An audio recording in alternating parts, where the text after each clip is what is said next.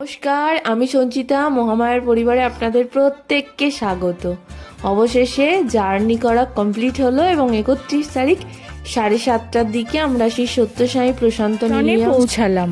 আর এখানে এসেই যেটা বুঝতে পারলাম সেটা হচ্ছে যে মহিলাদের স্পেশালি যদি কেউ শাড়ি পরে থাকে তাহলে তাকে শাড়ি গায়ে ঢাকা দিতে হবে, এবং যদি কেউ চুড়িদার বা যে কোনো প্যান্ট জামা পরে থাকে তাকে একটা গায়ে ওড়না নিতে হবে।